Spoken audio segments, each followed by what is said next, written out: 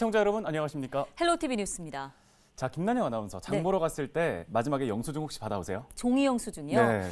꼭 필요할 때는 어쩌다 챙기긴 하는데요. 대부분은 그냥 괜찮습니다 하고 받지 않는 편이에요. 네, 저도 보통은 그래요. 네. 근데 앞으로는 전자영수증으로 영수증을 받겠다 하면 건당 100원을 돌려받을 수 있다고 하는데요. 네. 요즘에 탄소 중립이라는 게 굉장히 중요한 화두잖아요. 일상에서 이산화탄소를 줄이는 행동을 하면 정부가 현금이나 포인트를 돌려주는 제도를 시행한다고 합니다. 그러면 이 이산화탄소를 줄일 수 있는 방법 중에 그럼 전자영수증 말고 또 뭐가 있어요? 네, 요즘에 코로나19 때문에 배달이나 포장 많이 하잖아요. 그쵸. 여러 번 쓸 수 있는 용기를 사용하게 되면 한 건당 1,000원, 그리고 전기차나 수소차를 대여하게 되면 한 건당 무려 5,000원을 돌려준다고 합니다. 네. 관련 홈페이지에 자세한 내용이 올라와 있으니까요. 한번 살펴보는 게 좋을 것 같습니다. 네, 얘기를 들어보니까 탄소 중립도 실천하면서요. 혜택도 받을 수 있는 점 저도 한번 참여해봐야겠다는 생각이 좀 듭니다. 네. 자, 헬로티비 뉴스 지금 시작하겠습니다.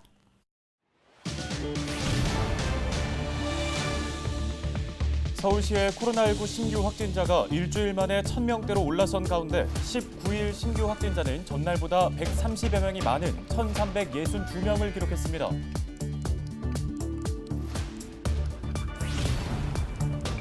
은평구가 오는 26일 은평사랑 상품권을 발행합니다. 발행 규모는 250억 원으로 한 사람당 최대 70만 원까지 10% 할인된 금액에 살 수 있습니다. 일주일 뒤면 설 명절이 시작됩니다. 올해도 설 차례상 준비는 전통시장을 이용하면 대형마트보다 10만 원 이상 절약할 수 있는 것으로 조사됐습니다.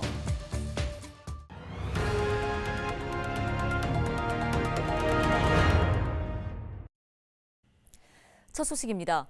거리두기 강화 등으로 소폭 줄었던 코로나19 확진자 수가 다시 증가하고 있습니다. 20일 0시 기준 서울의 신규 환자 수는 1,362명입니다. 일주일 전인 13일 937명과 비교해 400명 이상 많은 수치인데요. 지역별로 보면 양천 57명, 은평에서는 46명이 나왔습니다. 특히 오미크론 변이 바이러스 감염이 빠른 속도로 확산하고 있습니다. 서울의 오미크론 변이 검출자는 사흘 전보다 20% 이상 늘어난 1,156명으로 나타났습니다. 방역당국은 오미크론 변이가 곧 우세종으로 자리 잡을 것으로 전망했습니다. 코로나19 백신 3차 접종이 강력한 방어 무기가 될 것이라며 대상자의 빠른 접종을 당부했습니다. 오미크론과 델타 변이 바이러스에 대해서 중환응이 증가하는 것을 확인하였습니다.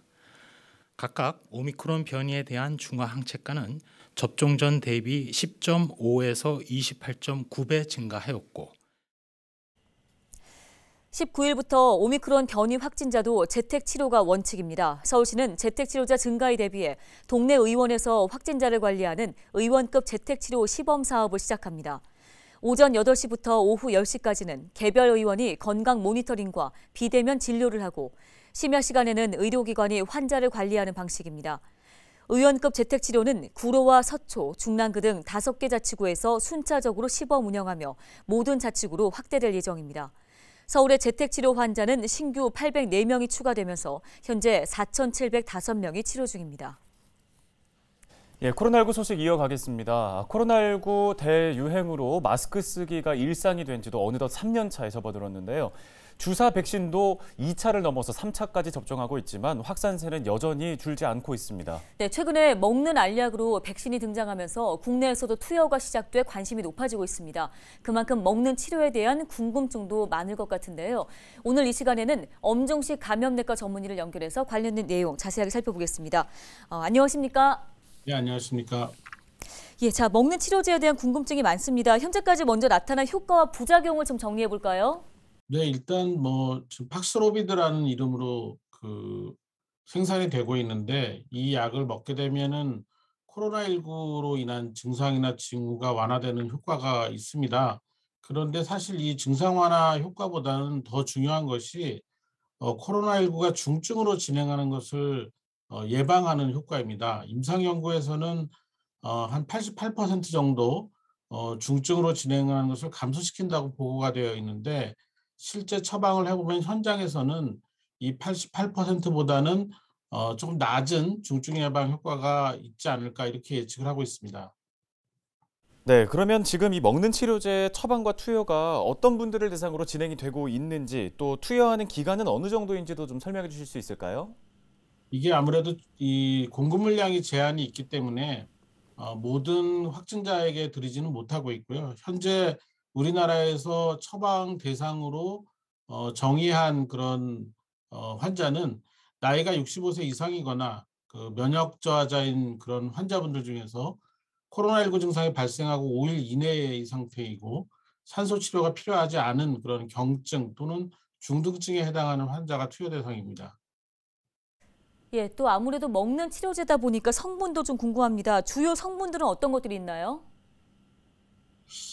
지금 팍스로비드는 이제 실제로 그 두 가지 성분입니다. 하나는 코로나19 바이러스를 죽이는 그런 성분이 하나가 있고, 또 이 약의 성분을 증가시키기 위해서 그 리토나비어라는 성분이 함께 포함이 돼 있어서 이 두 가지 성분을 복용하는 형태로 지금 처방을 하게 되어 있고요.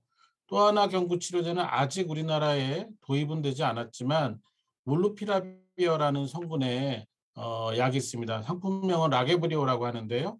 이 약은 워낙에 인플루엔자 치료제로 개발이 됐다가 코로나19 치료제로 효과가 있을 것으로 예측이 돼서 임상 연구를 했고, 약 30% 정도의 감소 효과가 있다, 중증 환자 감소 효과가 있다라고 해서 도입을 준비 중에 있습니다. 네, 끝으로 이 먹는 약 투여 시에 주의해야 할 점들도 있을 것 같습니다. 좀 짚어주시죠.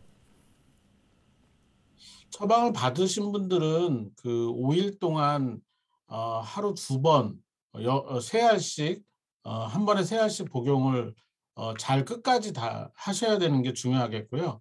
이제 처방을 해야 되는 이제 의사들의 경우에는 이 처방 대상이 이런 적응증에 잘 맞는 환자인지를 봐야 되겠고, 또 하나는 이 간 기능이나 콩팥 기능이 감소되어 있는 만성 질환 환자들 같은 경우에는 처방이 제한이 되어 있고, 임산부나 수유 중인 여성분도 처방할 수가 없습니다. 그리고 기존의 약물을 이렇게 복용하시던 분들 중에 그 기존 약물들이 이 팍스로비드하고 상호작용을 해서 부작용이 심하게 일어날 가능성이 있는 약들이 있는데, 이런 약들이 지금 복용 중인지를 확인을 하고 처방을 해야 되는 그런 제한점이 있습니다.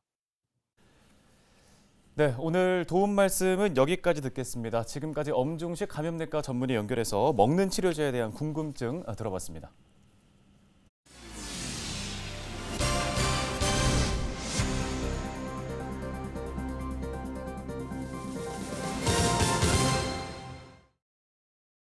다음 소식입니다. 설 명절을 맞아 250억 규모의 은평 사랑 상품권이 발행됩니다. 상품권은 10% 할인된 금액으로 만원부터 최대 70만 원까지 구매할 수 있습니다. 은평 사랑 상품권은 26일 오전 10시부터 서울 페이앱을 통해 발행되며 올해부터는 현금뿐 아니라 신한카드로도 상품권을 살 수 있습니다. 은평구는 올해 총 460억 원 규모로 상품권을 발행할 계획이며 이는 서울시 25개 자치구 중 세 번째로 많습니다.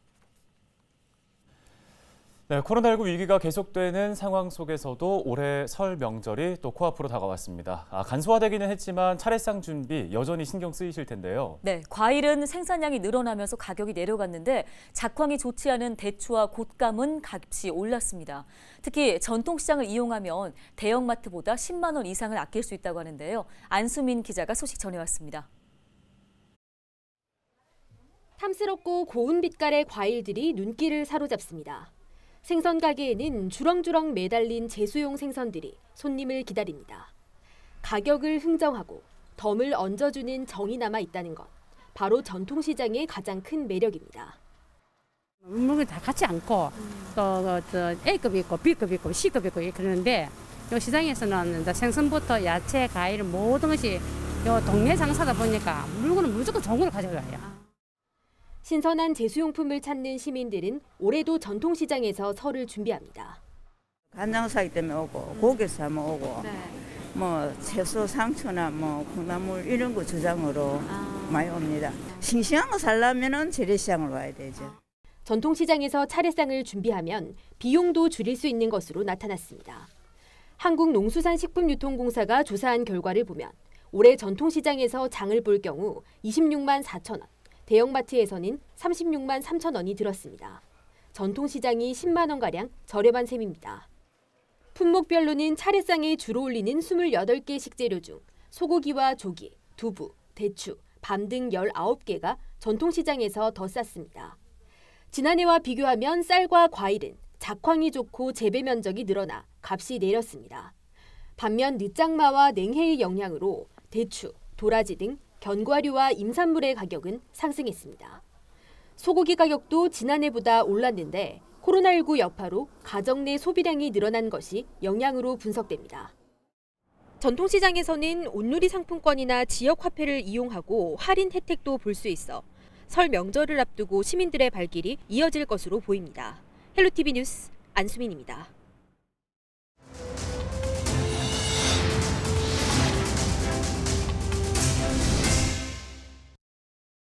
다음 소식입니다. 서울시가 공공재개발 후보지 8곳을 토지거래 허가구역으로 재지정했습니다.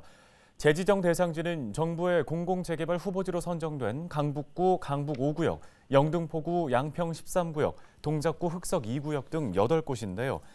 토지거래 허가구역으로 지정되면 매매거래 체결 시 해당 구청장의 허가를 받아야 합니다. 지정기한은 오늘 26일부터 내년 1월 25일까지입니다. 서울시는 공공재개발 사업으로 인한 부동산 과열 가능성 등을 고려해 1년 연장을 결정했다고 밝혔습니다. 헬로티비 뉴스가 오늘 준비한 소식은 여기까지입니다. 네, 시청해주신 여러분 고맙습니다.